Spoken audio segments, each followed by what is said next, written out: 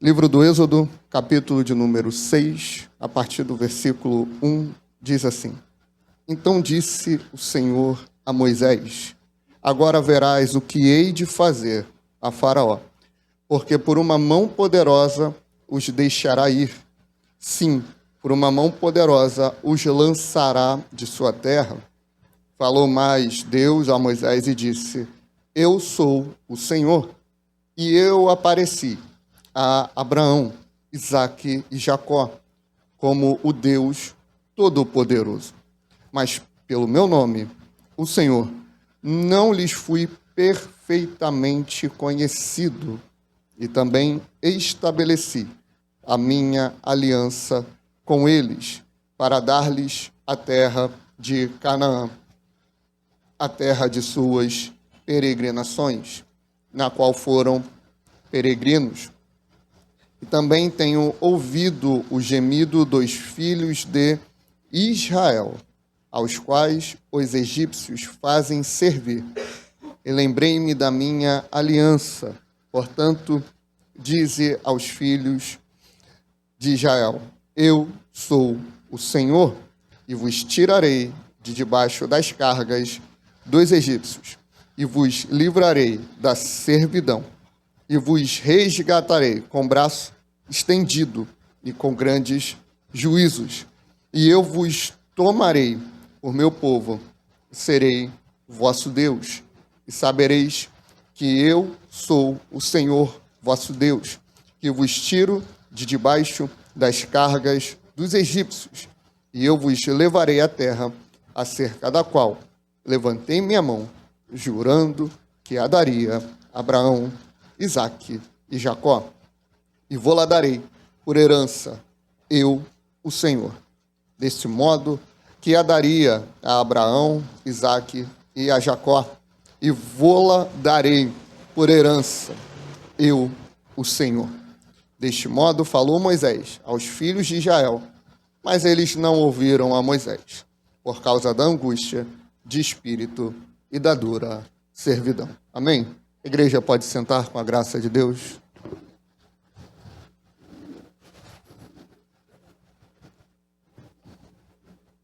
Amados, estamos diante do contexto da libertação do Egito. Contexto esse que nós vemos e aprendemos muito para os nossos dias. O Senhor faz questão de frisar que lá atrás ele fez uma promessa. Essa promessa que foi feita a Abraão foi um grande marco. Porque imagina você, Mateus, você está lá em Jardim América, tranquilo. Do nada, você ouve: sai da tua terra, sai da tua parentela e vai para onde eu vou te mostrar. Seja você ouvindo, sendo inspirado, seja um profeta indo até você. Você pega aquela palavra, você entende que é uma palavra que você precisa obedecer e você vai seguir. Aquilo foi um grande marco. Aquilo foi algo histórico, foi algo único. Abraão ouve aquela voz, dá ouvidos àquela voz, obedece àquela voz e segue. Para onde? Não sei. Naquela época ele não sabia. O que eu vou fazer? Não sei, mas eu vou. E Abraão, ele segue naquele passo. Abraão, ele segue naquela promessa, com fé. Por isso ele é conhecido como o pai da fé. Ele gera Isaque. Tem Ismael também, mas a gente não vai falar dele hoje. É uns vacilos da vida, né? Guerra Santa, tá aí até hoje, galera se explodindo, né? Ele gera Isaque. Isaque continua. Ele persevera na peregrinação de seu pai Abraão, sempre lembrando o Deus de Abraão, o Deus de Abraão. Isaque tem 2 filhos, Esaú e Jacó. Erradamente, ele promete a primogenitura para Esaú. Tendo alguns percalços no caminho, a primogenitura, a promessa dela recai sobre Jacó. Jacó pega aquela palavra, e ele começa a florescer.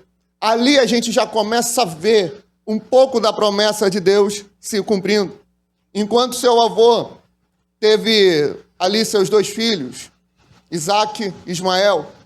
Isaac teve 2. Com Jacó, a história foi diferente. Jacó teve mais 12 filhos. Ainda teve mais uma filha. Ali, a gente vê a promessa que o Senhor fez a ele se cumprindo com o florescer da semente de Abraão. Aquele homem que não poderia ter filho, agora ele tem uma grande família. Se tornou um patriarca de sua família. E a partir de então, aquele povo passa a servir um Deus que é conhecido como o Deus de Abraão, o Deus de Isaac e o Deus de Jacó. Aquele povo que se originou lá em Ur dos Caldeus, quando Abraão ouve uma voz e obedece, e ele começa a peregrinar. Tinha ali os seus recursos, os seus servos, mas ele era mais um homem comum. Ele não era um homem todo-poderoso, com reinos em suas mãos. Ele não era um homem com grande influência, ele apenas obedeceu uma voz. Diante dessa obediência, ele conquistou o que conquistou. Aí, depois de Jacó, José, ele leva a sua família para o Egito para passar por aquela fome terrível que o povo passou. Só que ali no Egito, eles se tornam escravos. Eles se tornam escravos e o povo começa a clamar. E o povo começa a falar, olha, deixa a gente ir oferecer sacrifício ao nosso Deus. Deixa a gente ir oferecer sacrifício a Ele. Só que aí Faraó fala, esse povo está muito ocioso. Ou seja, não tem uma louça para lavar, não tem nada para fazer. Esse povo está muito tranquilo, está pedindo para oferecer sacrifício a Deus. Vamos fazer o seguinte, vamos aumentar as cargas. Aumentando as cargas deles, eles não vão ter tempo para servir ao seu Deus. Aí, às vezes, a gente acha que é só a eventualidade da vida quando a gente se pega com muitos afazeres, né? Isso é a estratégia do inimigo. Conforme você quer se dedicar mais a Deus, ele vai te dando mais cargas. Ele vai te dando mais trabalho. Ele vai te dando mais problemas para resolver. De tal forma que ele vai te afastando da presença de Deus. E o povo começa a ter as cargas aumentadas. Antes eles podiam comer as espigas que eles traziam, que os soldados traziam. Daí o faraó fala, não, agora eles vão colher a própria comida. Eles vão ter que trabalhar e vão ter que colher o próprio alimento. Eles vão ter que fazer de tudo para se virar, para sobreviver. Mas não era assim antes, agora é, porque vocês estão ociosos. Só que vai crescendo o boato, o rumor de um libertador. Vai crescendo um boato que vai trazendo esperança para os hebreus. Esperança para os israelitas. Só que vai trazendo um desespero para Faraó. Enquanto para eles a libertação era um sonho, para Faraó era um medo. Por isso que ele não deixa o povo sair. O Senhor levanta, nesse meio tempo, um menino chamado Moisés. E todo o seu nascimento é um milagre. Porque Faraó falou, já que está esse rumor aí, manda matar. Toda criança que nascer pode mandar matar. Ele falou. Só que aí o povo olha, as parteiras olham e falam assim, eu não vou matar criança.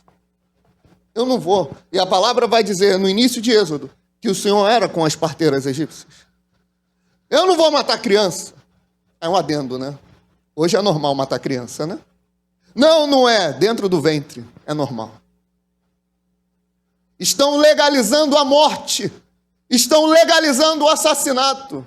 Só que desde o princípio não foi assim. Aborto é assassinato. Amém? Amém? Então, o Senhor, Faraó fala, manda matar. Ele não mata, elas não matam. Manda matar, não matam. Aí elas dão uma desculpa, olha, o ventre delas, o gerar delas é diferente. Quando a gente ouve falar que nasceu e a gente chega, já era. Já nasceu, aí já não dá mais para matar. Só que aí, Joquebede preserva o seu filho. Coloca ele num cesto, ele vai descer no rio. A filha de Faraó pega Moisés e cria ele. Olha como Deus faz, Márcio. Faraó estava com medo de se levantar um libertador e foi ele mesmo que sustentou Moisés. Foi ele mesmo que teve que ver Moisés crescer debaixo do seu nariz. Quando um projeto é de Deus, é de Deus. Ninguém pode parar os planos de Deus. O caos podia estar instaurado para Israel. E Faraó atento lá, olha, cadê o libertador? Cadê as crianças nascendo? Mata, dizima, acaba com elas. E Moisés aqui, ó. 1, 2, 3, 5, 10, 15, 20, 30, 40 anos. Diante dele, aquele que ele mais temia estava do lado dele. Ninguém frustra os planos de Deus, irmãos. Aí, o clamor do seu povo chegou até ele. O clamor, o desespero daquela nação chegou diante de Deus. O que acontece? O Senhor manda um libertador, que é o próprio Moisés. E ele vai começar a ter embates com o Faraó. Ele chega diante de Faraó e fala, Faraó, ei, manda sair o meu povo. Assim diz o Senhor. Aí tem os sinais, né? A mão leprosa, o cajado que vira cobra, e eles imitam os sinais também. Mas, ó, manda sair o meu povo. Assim diz o... Que senhor é esse? Disse Faraó. Um senhor de escravos. Capítulo 5. Quem é esse Deus? Quem é esse Senhor? Aí Moisés vai começar a falar. No capítulo 6. Então disse o Senhor a Moisés, agora verás o que hei de fazer a Faraó, pois por uma poderosa mão os deixará ir. Sim, por uma poderosa mão os lançará de sua terra. Agora presta atenção. Falou mais Deus a Moisés e disse, eu sou o Senhor. Moisés responde, o Senhor responde a Faraó. Quem é o Senhor? Deus responde, eu sou. Mas quem que vai te livrar disso tudo? O Senhor. Que Senhor? Deus brada, eu sou o Senhor. Deus, ele tem uma garantia em si mesmo, porque ele é autossuficiente. Porque ele é todo poderoso, ele não divide a sua glória com ninguém, nem o louvor com as imagens de escultura. Ele não reparte o seu poder, ele é único. Ele é incalculável, ele é eterno. Eu sou o Senhor. Eu sou o Senhor, o Deus de Abraão, que dei a ordem e ele saiu em sua peregrinação. E eu o guardei. Por quê? Porque eu sou o Senhor. Fui com Isaac e ele gerou Jacó e Esaú, mesmo a mulher dele não podendo. Por quê? Porque eu sou o Senhor. Eu fui com José quando os irmãos o venderam. Ele achou que estava tudo perdido, mas ele foi fiel a mim e eu fiz prosperar. Por que o Senhor fez isso? Porque eu sou o Senhor. Eu sou o Senhor. E ninguém pode pará-lo. E ninguém pode impedi-lo. Deus usou o Egito para servir Israel. E quando o Egito se rebelou contra Israel, ele veio com mão forte. Aparecia Abraão, aparecia Isaac, aparecia Jacó como Deus Todo-Poderoso. Mas pelo meu nome, o Senhor, não lhes fui conhecido. Ele se apresenta, irmãos, para Abraão, Isaac e Jacó. Só que ele não foi plenamente conhecido por eles. Ele foi conhecido em parte. Só que chegou até nós de forma plena. Ele chegou até nós de forma única. Ele chegou até nós de forma consciente. A plenitude de Deus nos foi revelada. Sabe o que é isso? Abraão, que foi Abraão, o pai da fé, conheceu em parte. Isaac, que foi Isaac, conheceu em parte. Jacó, que foi Jacó, conheceu em parte. Moisés, que foi Moisés, conheceu em parte. Elias, que foi Elias, conheceu em parte. Jó conheceu em parte. Todos eles foram acrescentando um pouco mais da revelação de quem Deus era, porque a revelação de Deus é progressiva. Chegou em Jesus. Colossenses fala que nele habita corporalmente toda a plenitude da divindade. Em Cristo nós temos todo acesso ao conhecimento de Deus. Em Cristo nós temos todo acesso ao Pai. Por isso ele fala: eu sou o caminho, eu sou a verdade, eu sou a vida. Ninguém vem ao Pai a não ser por mim. Ninguém. Essa revelação flui. E o Senhor vai mostrando: eu guardei o meu povo. Verso 4, estabeleci o meu pacto com eles para lhes dar a terra de Canaã, a terra de suas peregrinações, na qual foram peregrinos. Ademais, tenho ouvido o gemer dos filhos de Israel, aos quais os egípcios vêm escravizando, e lembrei-me do meu pacto. Portanto, dize aos filhos de Israel: eu sou o Senhor, eu vos tirarei de debaixo das cargas dos egípcios, livrar-vos-ei da sua servidão e vos resgatarei com braço estendido e com grandes juízos. O Senhor lembra a eles aquilo que eu prometi lá para Abraão, eu tenho guardado e tem chegado até vocês hoje. E toda essa promessa que veio por Abraão recai na igreja, porque pela fé nós somos filhos de Abraão. Está lá em Gálatas. Isso chegou até nós. A promessa também é para a igreja. Na verdade, a promessa, o descendente é Cristo. Mas isso é uma outra mensagem. Essa promessa recai sobre nós. E tudo que o Senhor vai falar agora veio se manifestando em Cristo. Presta bem atenção no verso 6. Eu vos tirarei de debaixo das cargas egípcias. Irmãos, a gente estava lá. A gente estava lá, não sei, servindo talvez o tranca-rua, servindo talvez o Zé. A gente estava talvez servindo a Maria. A gente talvez estava negando a divindade do Senhor.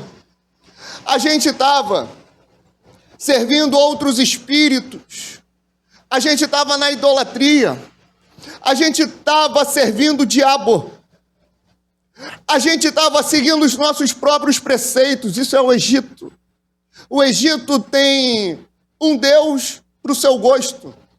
Olha, eu quero o Deus do sol. Eu quero o da noite. Olha, eu quero o Deus da fertilidade. Eu quero um Deus. Eu vou servir esse, eu vou me dedicar a esse. A gente escolhe. Parece até self-service, né? Você vai lá, aí... eu não sou muito da salada, né? Minha esposa sabe, não? Então eu pulo a salada. Eu vou no arroz, no feijão, a carne, a batata frita, o empadão. Empadão é bom. E vou ali, pela graça de Deus, amém? E estamos vivos, mais ou menos vivos, até hoje. Mas a gente escolhe o que a gente quer. A gente faz isso com divindades também. A gente faz isso com a religião também. A gente faz e cria uma ao nosso prazer. Aí vem alguém e fala: recebi uma nova revelação. Aconteceu isso com Maomé. O anjo veio e me visitou, é assim. Aí aconteceu com o Tessel Russell. Olha, eu recebi uma revelação, vai ser assim agora. Aconteceu com a Ellen White. Olha, eu recebi uma revelação, é assim a partir de agora. E sempre novas revelações, porque a gente quer adaptar a igreja e o evangelho da forma que a gente gosta, da forma que a gente acha interessante. Isso é viver debaixo do Egito. Isso é viver em escravidão. Livrar-vos-ei da sua servidão e vos resgatarei. As cargas e a servidão é todo esse emaranhado que nos afasta de Deus. É o pecado. Como o irmão Márcio bem leu o texto e orou, que Deus apaga os pecados porque Ele é o que nos divide de Deus. O pecado é o que nos afasta de Deus. O pecado é o que nos joga para longe. E não pense você que o pecado é ruim porque traz consequências negativas para a nossa vida. Nem sempre traz. Tem vezes que a gente peca e o dia seguinte está tranquilo. E a gente peca e não vê as coisas ruírem, não vê as coisas ficarem ruins, não vê as coisas ficarem difíceis, porque o objetivo do diabo não é te colocar enfermo, o objetivo do diabo não é te empobrecer, o objetivo do diabo não é te jogar numa depressão, o objetivo do diabo é te afastar de Deus. Se ele tiver que usar enfermidade, pobreza, riqueza, saúde, o que for, ele vai usar. O que tiver no alcance dele fazer, ele vai fazer. Não disse ele a Jesus?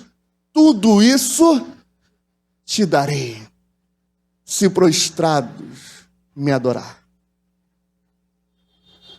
Não importa o que for, ele vai fazer de tudo para te afastar dele.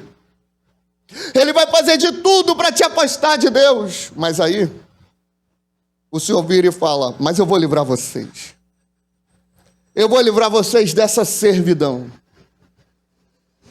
Só que essa libertação não era sair do Egito. Essa libertação é o Egito sair de nós. Essa libertação é essa limpeza interior. É a purificação do nosso coração. É não sermos mais escravos, mas filhos. É não sermos mais órfãos, mas adotados por Ele. E eu vos tirarei de debaixo das cargas dos egípcios, livrar-vos-ei da sua servidão, e vos resgatarei com braço estendido e com grandes juízos. Como é que se dá isso? Queridos, eles liam isso e entendiam que o braço estendido era assim, olha, eu estendo a mão para ajudá-los. Mas o braço estendido se cumpre em Jesus, na morte que ele morreu. Como foi que ele morreu? Braço estendido. O braço estendido dele na cruz, o derramar cada gota de sangue, foi para trazer a remissão do pecado que nos afligia, que nos afrontava, para então nos salvar, para então nos libertar, para então derramar grande juízo sobre essa terra. Grande juízo teve lá com as pragas e chegará na segunda vinda de Jesus. A terra vai experimentar a ira de Deus. A terra vai experimentar o furor de Deus quando Ele derramar toda a sua justiça em santidade aqui na terra, no arrebatamento da igreja. E eu vos introduzirei na terra que jurei, verso 8, dar a Abraão, a Isaque e a Jacó, e vou-la darei por herança. Eu sou o Senhor. Assim falou Moisés aos filhos de Israel, mas eles não lhe deram ouvidos por causa da angústia de espírito e da dura servidão. Queridos, o povo ouviu essas promessas. O povo foi lembrando, Elaine, do que o Senhor fez com Abraão. O povo foi lembrando, Vitória, o que o Senhor fez com Isaac. O povo foi lembrando, Sandra, o que fez com Jacó. Como teve toda essa preservação. E o Senhor falou com eles mais uma vez para dar-lhes esperança, só que o povo não cria. Porque o povo olhava o que aconteceu ao seu redor. Nós não podemos fazer assim. Nós não podemos viver dessa forma. Essa promessa já se cumpriu. Só falta o juízo vir. O braço já foi estendido, a libertação do Egito, da servidão do Egito já teve. A libertação das cargas do Egito já teve. Isso chegou até nós. É por isso que nós vamos cear, porque nós anunciamos a morte do Senhor até que Ele volte. Nós vamos cear por quê? Porque nós fomos resgatados por bom preço, porque nós vivemos hoje essa nova aliança, aliança em graça, aliança em prazer, aliança no sangue do Filho de Deus, que teve o seu braço estendido por nós, que nos trouxe a salvação e que nos trouxe a libertação. Seu braço foi estendido por mim e por você. Não adianta fazer como o povo ouviu Moisés, mas mesmo assim continuou angustiado. Nós fomos escravos pelo sistema religioso, aprisionados nesse mundo. Porém, em Cristo, Deus nos libertou de forma majestosa e gloriosa. Nos tirou das mãos do diabo. Foi esmagado na cruz, com seus braços estendidos, e nos deu vida enquanto morria. Por isso devemos lembrar, eu sou o Senhor. Ele é e mais ninguém. Todas as cargas Ele prometeu nos livrar. Todas as servidões Ele prometeu nos libertar, morrendo e com sua santa intervenção. A libertação está nele, porque Ele é o Senhor. Ele é o Senhor e mais ninguém. Amém, irmãos?